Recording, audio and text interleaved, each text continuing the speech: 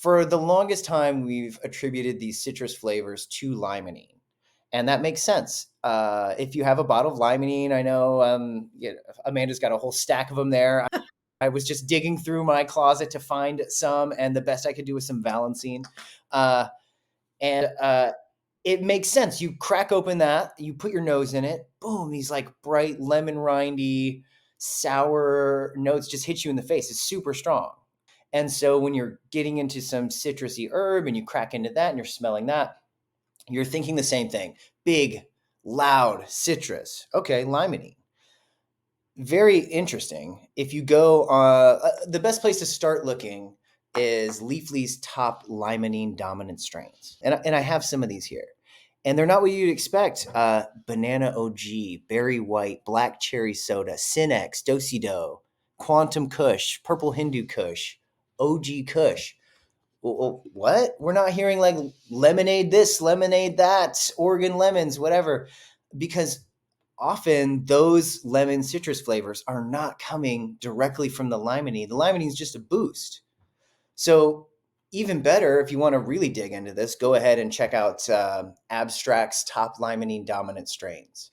This is a really good place to look because they are analyzing these strains specifically for their terpene content.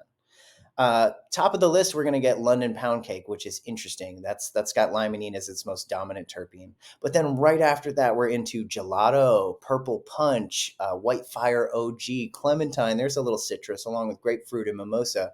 But then we're back to OG Kush and SFV OG. Now, these are flavors that we don't typically think of being citrus dominant, but do have that sharp sour note to them. And so it's a lot of fun breaking all this down and thinking all of these citrusy smells that we go, damn, that smells like a glass of orange juice. Limonene is only providing a boost in that scent profile. It's not the dominant compound.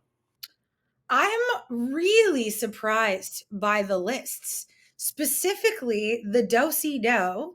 Yeah, I never thought of it as being a good example of a high limonene flavor. right. That's and the number of Kush on the list as well. But I mean, it also goes to show you that sometimes the most dominant terpene isn't necessarily the most dominant smell. Because when I think Kush, I think a little bit more earthy. Yeah. But you're totally right. As I'm like kind of mulling this over, there is a sharpness to it, and there is that lightness to it that Yeah. comes through. And before we developed a greater vocabulary for it, I feel like OG Kush was typically described as lemony. Do you know what I'm saying? Like old school weed, especially Kush type things, people would say like that was like a desirable trait. Well, I think that's how citrus became so prevalent for a time because, pre legalization, earthy, Yeah. herbaceous, Yeah. quite common. And when you came across a strain, I mean, if we go to my favorite, Blue Dream, it wasn't really even cultivated until the 2000s, right? So when you think back to like where strains came from, a lot of these flavors were sought out through breeding to enhance the profile. And so in a way, that's why the citrus was so celebrated for so long and such a desired feature. And then very quickly it evolved into other fruits and other flavors.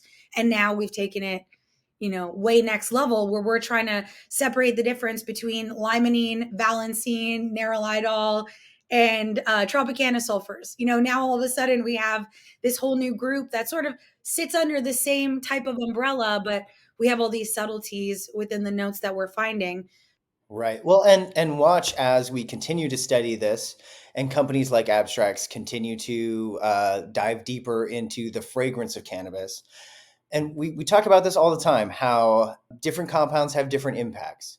So you just listed a handful of compounds that we know have a citral type scent to them. We're only going to discover more of these compounds. Next year, 5 years from now, we might be looking at 45 different citrus leaning compounds. And we just know that they're just making up part of the bouquet. That is why, and a plug for Centelligence, our centelligenceproject.com, where we have this cannabis aroma wheel that breaks things down by scent, by individual accord, by category. And very purposefully, we left off any terpenes on that list. We left off any specific compounds in general because they're they're helpful to analyze the specific recipe of this bouquet that we're smelling. But as far as conversation goes, if we're talking about limonene, well, hey, we now know that's some do-si-do, that's some mac, that's some berry white. That doesn't necessarily mean we're talking citrus.